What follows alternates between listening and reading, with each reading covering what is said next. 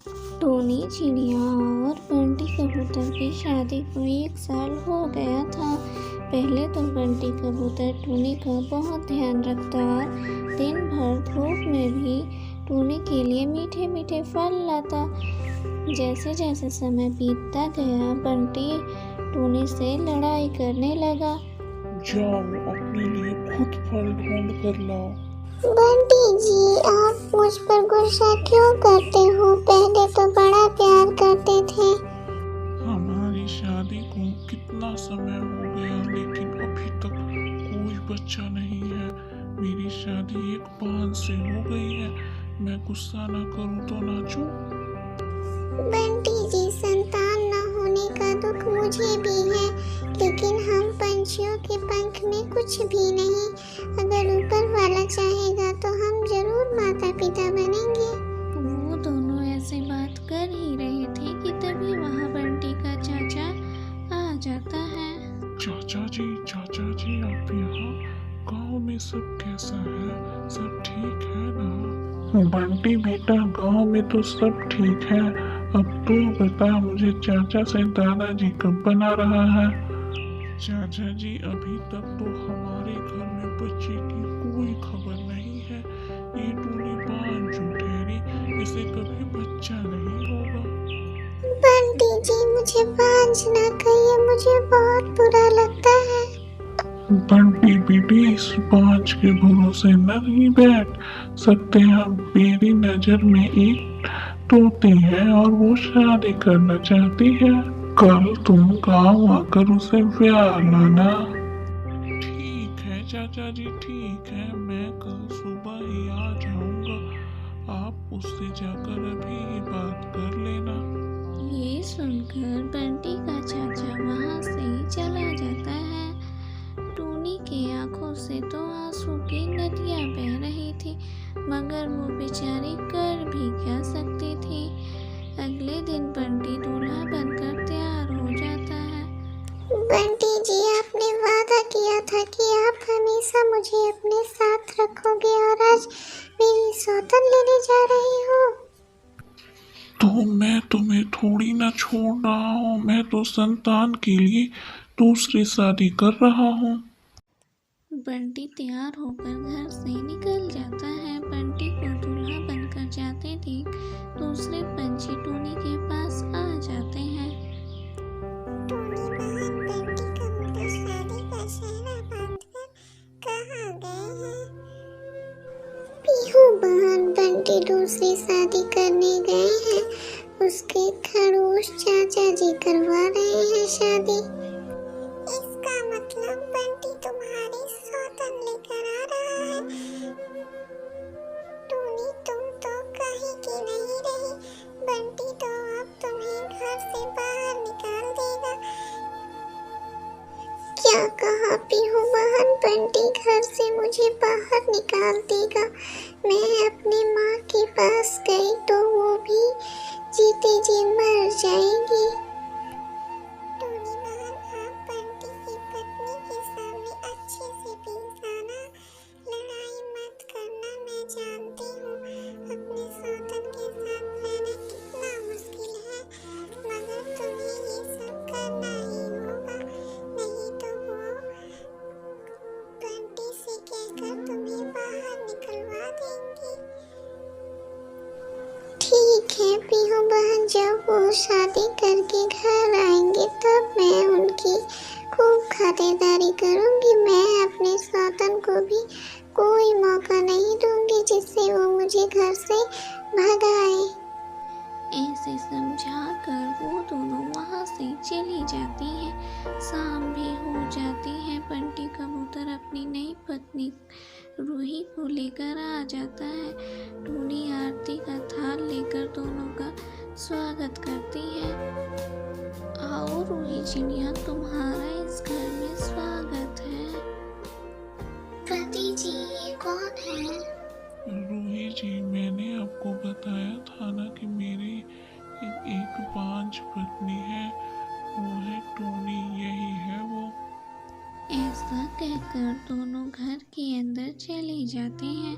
Tony को तो बहुत बुरा लग रहा था। फिर अगले दिन से कहता है, जाओ टूनी, हम दोनों के लिए भोजन ले आओ और साथ में मीठे आम भी लेकर आना। मेरी रूही जी को बहुत पसंद है। ठीक है पति जी, मैं भोजन लेने जाती हूँ। जो आप कहेंगे मैं वो सब करूँगी, बस बंटी जी मुझे घर से मत निकालिएगा। बंटी जी आप बस मेरे पति हो, इसे कहो कि दोबारा आपको अपना पति ना कहे, वरना मुझसे बुरा कोई नहीं होगा। टूनी, सुन लिया तुमने? अब के बाद मुझे पति मत कहना, मैं सिर्फ रूही का पति हूँ। अब जाओ भोजन लेने। टूनी भोजन लेने चली जाती है। वो नदी पर बैठकर रो ही रही होती है कि तभी वहाँ पर पीहू, चिड़िया और काला कौवा आ जाते हैं उसके पास। टूनी चुप हो जाओ, ऐसे कमजोर मत बनो, हम सब तुम्हारे साथ हैं। हाँ टूनी, एक दो दिन का हो तो रो भी दो, लेकिन अब तो सारी जिंदगी है। ऐसे कब तक रोती रहोगी? हिम्मत से काम लो। कालू भैया, मैंने कल से कुछ भी नहीं खाया है।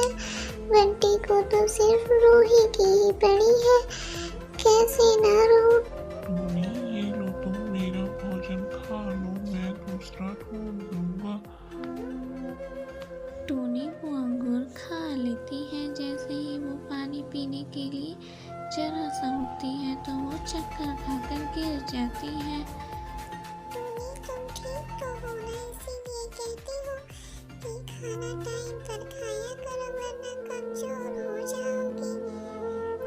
पीहू बहन, जब से मैंने अंगूर खाया है तब से कुछ अजीब लग रहा है, कहीं ये अंगूर खराब तो नहीं था। नहीं टूनी, अंगूर तो मैं एकदम ताजा ताजा लाया था।